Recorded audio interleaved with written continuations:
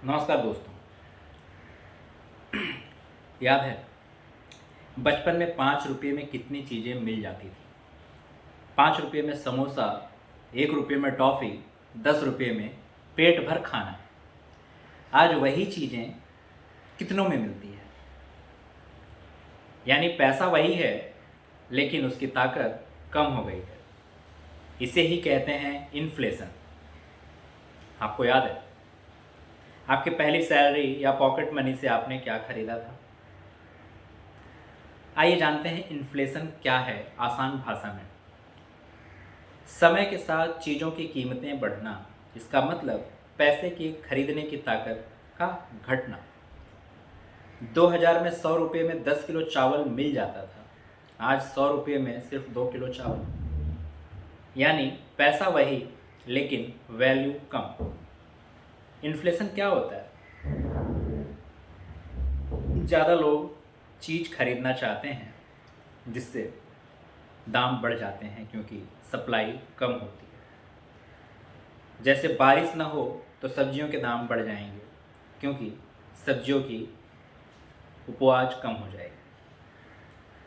Production cost बढ़ जाती है, पेट्रोल महंगा हो तो ट्रांसपोर्ट महंगा, हर चीज़ महंगी। गवर्नमेंट अगर ज़्यादा नोट छापे तो बाज़ार में पैसा बढ़ गया यानी दाम बढ़ गए। लॉकडाउन के बाद जब इकोनॉमी खुली तो सबको एक साथ खरीदारी करनी थी। डिमांड अचानक बढ़ गई, सप्लाई उतनी नहीं थी। नतीजा इन्फ्लेशन। कॉमन मैन पर रोज़मर्रा की चीज़ें महंगी होने का इन्फ्लेशन का असर। घर का बजट बिगड़ गया। सेवर्स पर जो बचत करते थे, पैसा गुल्लक या कैश में रखते उनका वैल्यू गिर जाए। बोरोवर्स पर, लोन्स वालों के लिए अच्छा क्योंकि पुराना लोन सस्ता लगने लगा। अगर आपने 10 साल पहले 10 लाख का लोन लिया है और ईएमआई 10,000 थी तो बहुत बड़ी लगती थी, लेकिन आज वही 10,000 ईएमआई उतनी भारी नहीं लगती होगी क्योंकि इनकम बढ़ चुकी है।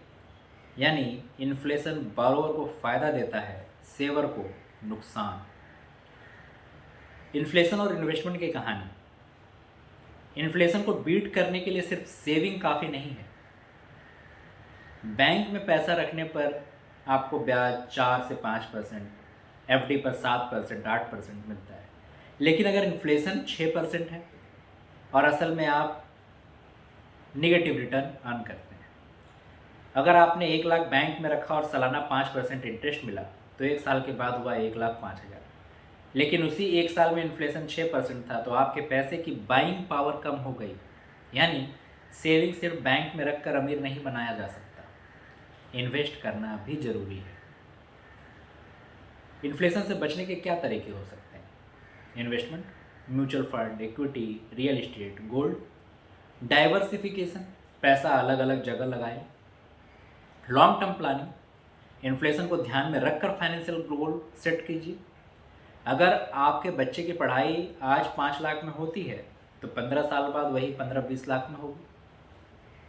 क्या आपने उतनी तैयारी की है? तो दोस्तों, आज हमने सीखा इन्फ्लेशन क्या है, क्यों होता है और इसका असर हमारी ज़िंदगी पर कैसे पड़ता है। इन्फ्लेशन को समझना ज़रूरी है क्योंकि यही तय करता है कि आपकी सेविंग्स सच में बढ़ रही है या घट रही है। अगले एपिसोड में हम सीखेंगे बजट क्या है, अपना खर्चा और बचत कैसे प्लान करें, यानी कैसे एक साधारण सा बजट आपकी पूरी फाइनेंशियल लाइफ बदल सकता है।